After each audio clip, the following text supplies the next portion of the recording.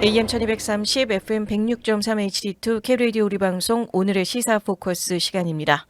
이 시간은 고향의 맛을 전해드리는 미국 최대 아시안 슈퍼마켓 체인 H마트, 한국의 법무법인 클라스와 한결이 합병해 10위권 로펌으로 탄생한 법무법인 클라스 한결, 유럽풍의 감성과 편안함, 고급스러운 웨딩홀, 서울 강남에 위치한 엘리에나 호텔 공동 제공입니다. 오늘 전해드릴 시사 포커스 주제는 40일 동안의 대치, 그리고 절반의 승리라고 하는 주제로 전해드리게 됩니다. 40일간 연방정부가 셧다운 사태로 접어들면서 실감을 하고 있었던 지난 한 주간이기도 했었습니다. 특히 11월 접어들면서는 스냅으로 인한 식량 지원 문제, 그리고 항공 대란까지 연방정부 셧다운이 전 국민 차원의 체감 쓰나미로 몰려오기도 했었고, 또 연방 공무원들이 월급을 못 받고 공항 마비, 수천만 명의 식량 지원이 끊겼습니다. 그것도 추수감사절을 앞두고 말이죠. 미국의 역사상 최장 기록을 세운 연방정부 셧다운의 이야기. 단순히 누가 옳다라는 문제가 아니고 양측 모두 나름의 논리가 있었고 양측 모두 실수도 했습니다. 그리고 그 사이에서 고통을 받은 건 고래 싸움에 새우등 터진 우리 시민들이었다는 겁니다. 그리고 어젯밤에 드디어 상원에서 극적인 표결이 있었습니다. 10월 1일 새 회계년도가 시작되는 날 의회가 예산안을 통과를 시키지 못하며 지금까지 끌어오고 있었던 연방정부 셧다운 사태입니다. 민주당과 공화당이 합의를 이루지 못하게 계속해서 이어지고 있었던 거고, 가장 큰 핵심 쟁점은 건강보험 보조금 문제였습니다. 오바마 케어가 저소득층에게 건강보험료를 세금 공제로 깎아줍니다. 코로나 때에 크게 확대된 이 보조금이 올해 12월 31일로 만료가 되게 됩니다. 만료되면 수백만 명의 보험료가 지급하고 있었던 보험료의 두세 배로 뛰게 되기 때문에 민주당에서 건강보험은 기본권에 해당이 되고 있고, 이 보조금의 12월 31일 만료되는 것을 연장해주고 그 연장에 대한 보장이 없으면 예산안에 동의할 수 없다라는 게 민주당의 입장이었고, 공화당에서는 정부 자체가 지금 40일째 멈춰 있고 이거는 민주당이 이렇게 떼기장을 부리면서 못하게 됐으니 이거는 민주당의 잘못인 거고, 공무원들의 월급을 못 받고 있었던 셧다운의 사태도 민주당의 잘못인 거고, 일단 정부부터 열고 논의합시다가 공화당 쪽의 입장이었던 것이죠. 양측 모두 일리가 있습니다. 문제는 서로를 신뢰하지 못했다는 겁니다. 민주당은 공화당이 요청하는 대로 일단 정부 먼저 열고, 공화당이 건강보험 문제 글쎄 일단 정부 열고 나면은 화장실 들어갈 때랑 나갈 때랑 상황이 다르니까 나오고 나서는 우리 얘기 안 들어줄 수도 있잖아, 이런 불신이 있었고, 또 공화당에서는 이거 보조금 연장 한번 시작해주면 나머지 것들 또 연장해주고 해줘야 되는 것도 더 많은 걸 요구할 것 같은 거죠. 그러니까 결국은 시간만 흘러가면서 팽팽한 줄다리기의 시간이 지금까지 이어지고 있었던 것입니다. 그리고 지난 주말에는 금요일부터 단계적인 전국 단위의 40개의 주요 도시들에서 항공 스케줄이 조정이 되면서 캔슬, 딜레이가 불가피한 상황으로 가게 됐었고, 이게 또 단계적으로 전체적으로 이번 주 금요일 정도에는 10%의 운항 축소를 점진적으로 가지면서 이번 주 화요일 정도까지는 4%, 그리고 화요일부터 목요일까지는 6%, 8% 이렇게 점진적인 단계가 있었단 말이죠.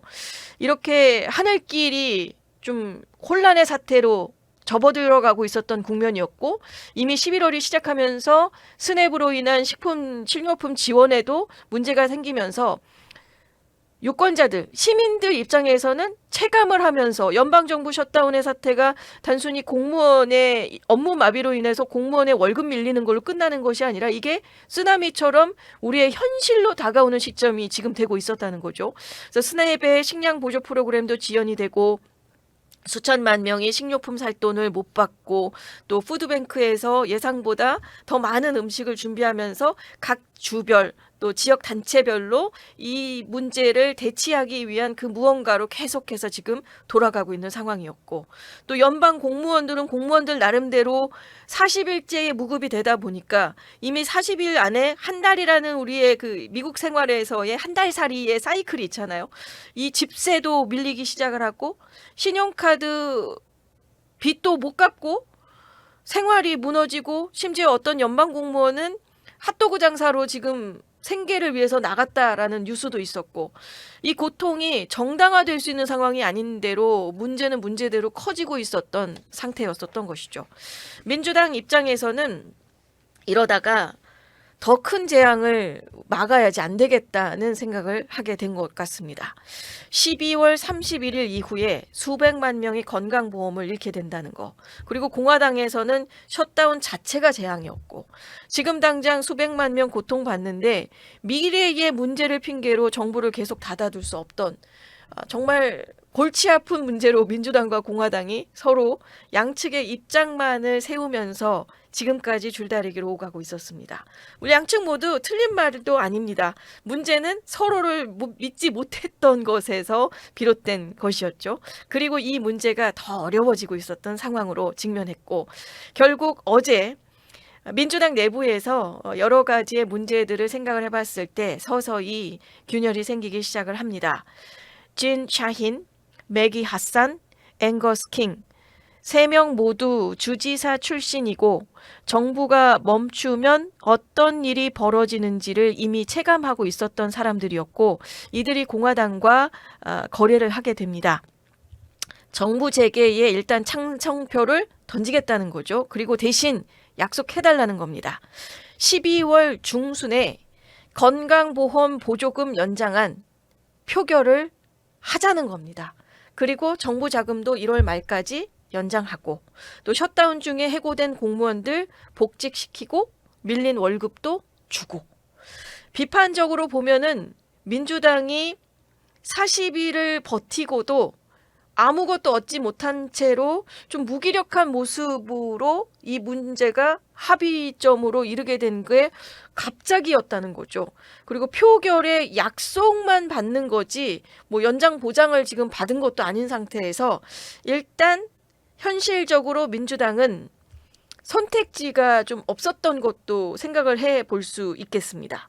셧다운이 길어질수록 여론은 약화될 수밖에 없고 악화될 수밖에 없고, 만약에 추수감사절에 공항이 완전히 마비가 된다면 이 비난의 화살이 누구에게로 돌아갈지가 생각을 해보게 됐었고, 그리고 공화당 쪽도 양보를 하게 되는 겁니다. 처음에는 건강보험 논의 전혀 안 된다. 이거 건강보험 한번 우리가 양보해주고 나면은 건강보험 말고 또 다른 것들도 좀 이제 양보해달라고 줄줄이 알사탕처럼 가지고 나올 텐데, 그러면서 안 된다 했던 대치 국면을 결국은 12월에 표결을 약속하며 극적인 봉합 상태가 어제 이루어지게 된 것이었죠. 완벽한 거래는 아니었지만 타협이라는 게 양측 모두 100%를 얻지는 못하고 그래도 또 0%보다는 나았던 시점이 되고 있었던 것 같습니다. 그리고 급기야 동부 시간으로 어젯밤 10시 49분입니다. 상원회의장의 표결 결과가 나오게 됩니다. 60대 40, 딱 턱걸이 통과였습니다. 민주당에서 8명이 찬성표를 던진 것이죠.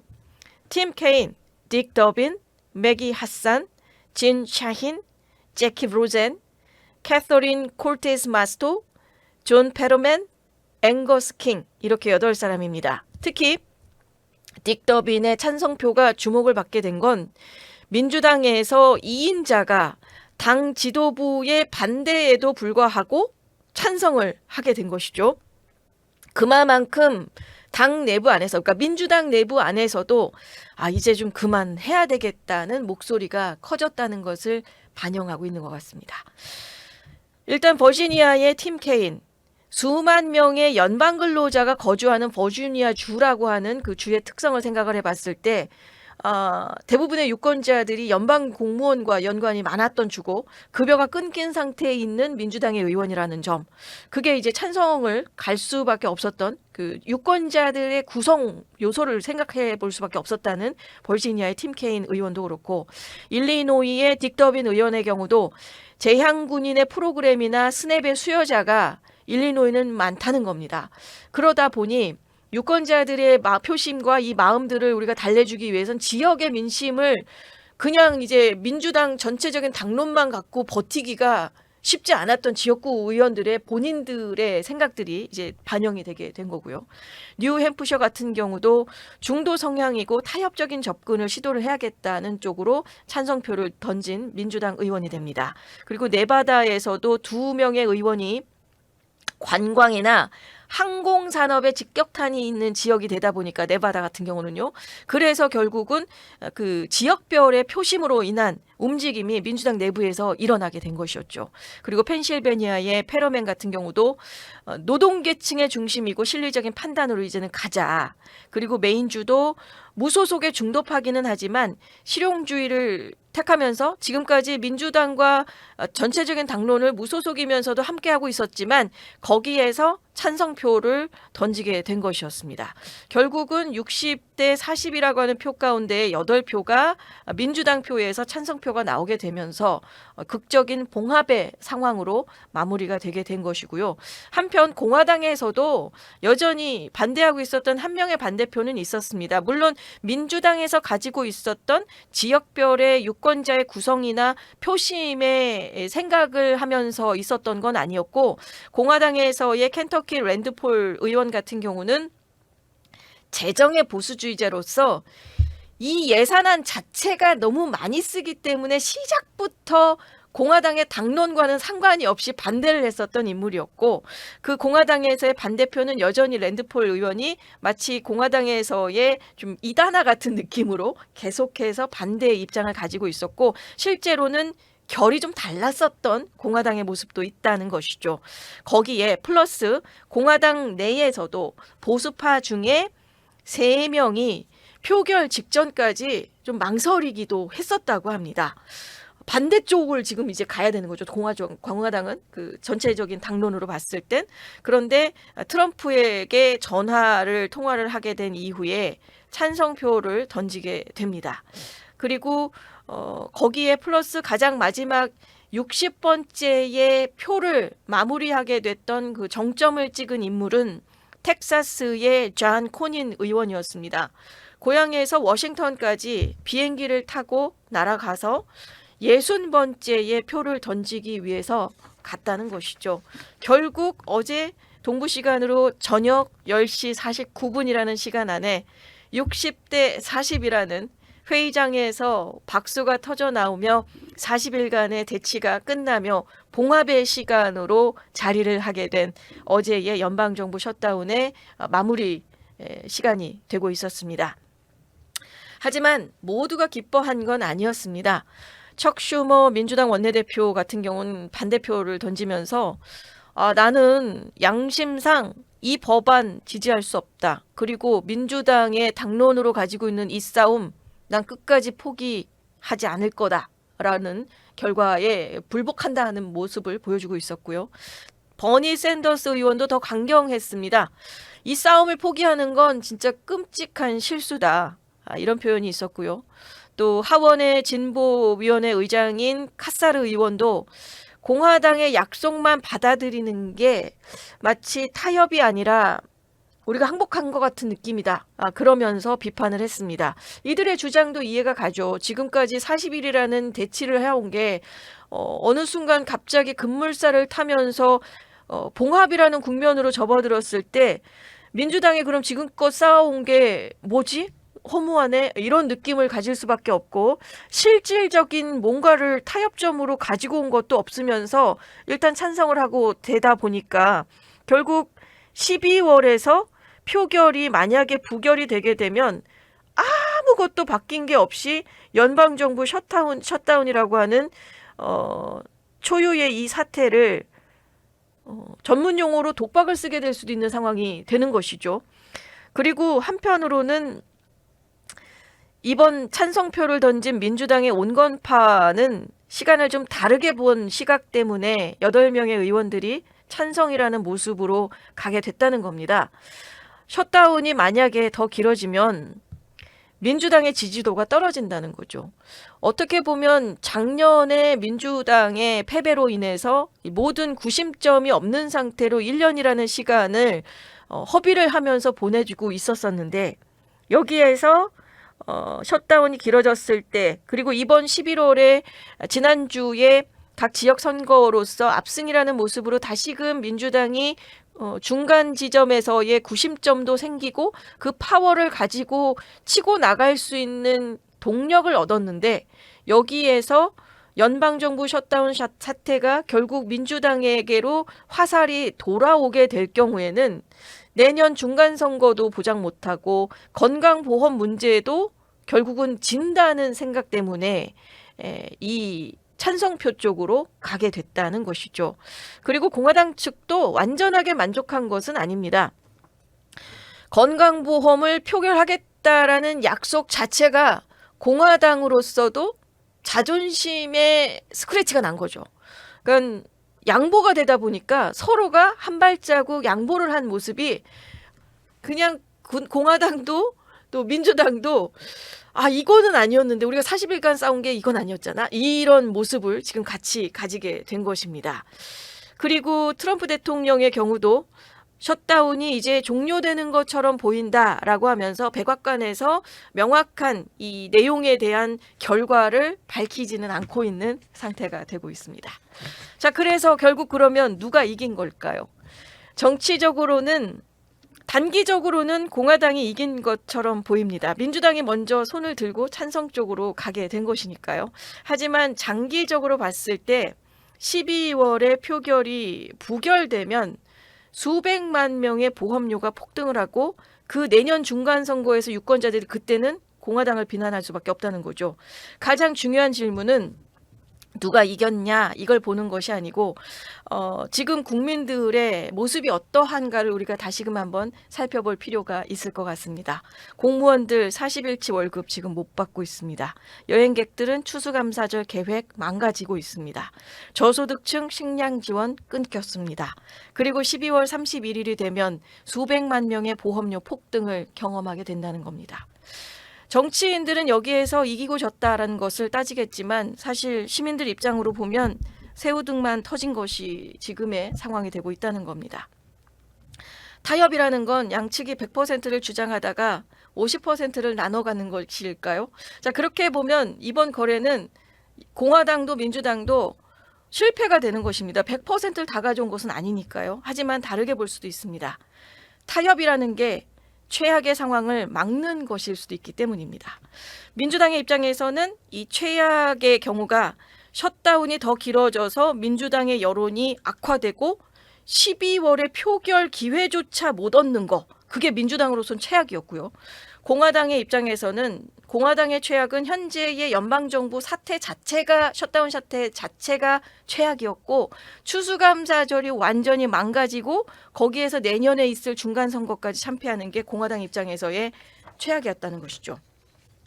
이번 거래가 어제의 결국은 양측 모두 그 최악은 피하게 됐습니다. 완벽하지는 않지만 파국은 막은 게 되는 것이죠. 자, 문제는 이제 진짜 해결책은 아니라는 거고 12월에 또 다른 대치가 올 것이고 1월 말에는 또 정부 예산 문제가 불거지게 됩니다. 결국 이번에 어제의 모습은 시간을 버는 거래로서 마무리됐다고 생각해 볼 수 있겠습니다. 문제를 모든 걸 완전하게 해결된 건 아니고 일부 문제를 남겨두면서 봉합을 했다는 것이죠.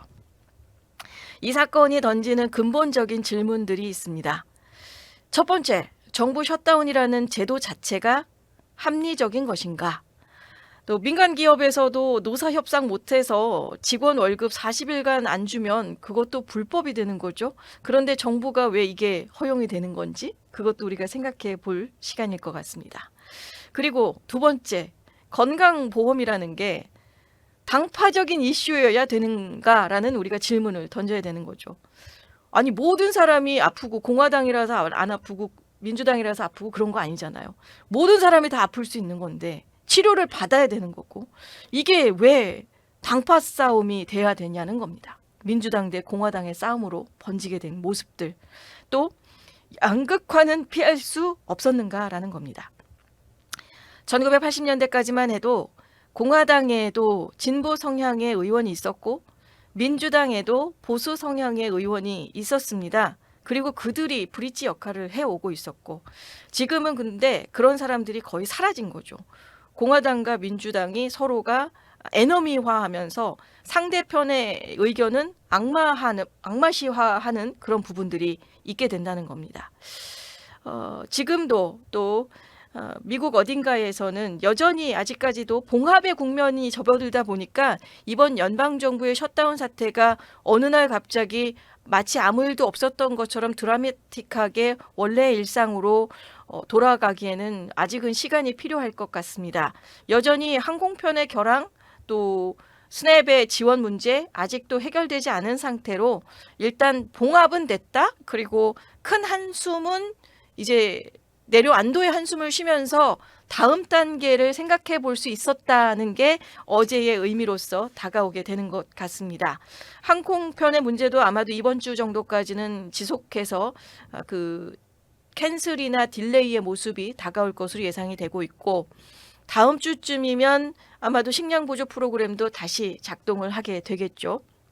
하지만 또 넘어야 될 산은 12월 31일이라고 하는 이미 박아놓고 있는 이 날짜, 이 안에서 정치권이 합의하지 못한다면 수백만 명이 건강보험 고지서를 받아들고 절망할 것입니다.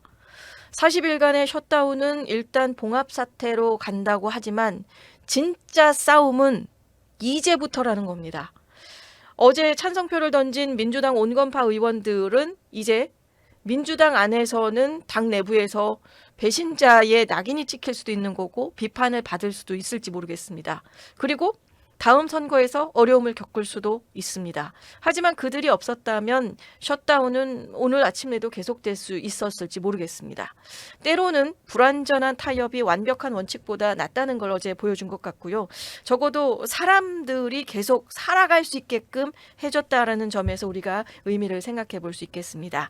정치인들만의 게임이 아니고 이게 모두의 삶과 직결되어 있었다는 걸 체감하게 되었던 이번 연방정부 셧다운 사태입니다.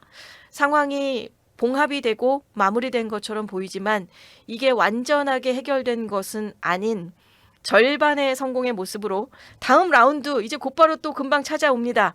12월의 건강보험 표결 결과 또 다른 이야기가 될 것 같습니다. 오늘의 시사 포커스 여기서 마치겠습니다. 이 시간은 고향의 맛을 전해드리는 미국 최대 아시안 슈퍼마켓 체인 H마트, 한국의 법무법인 클라스와 한결이 합병해 10위권 로펌으로 탄생한 법무법인 클라스 한결, 유럽풍의 감성과 편안함, 고급스러운 웨딩홀, 서울 강남에 위치한 엘리에나 호텔 공동 제공이었습니다. 오늘의 시사 포커스를 시청해 주셔서 감사합니다. 최근 시사 소식을 더 자세하게 알고 싶으시면 구독과 좋아요, 알림 설정을 꼭 눌러주세요.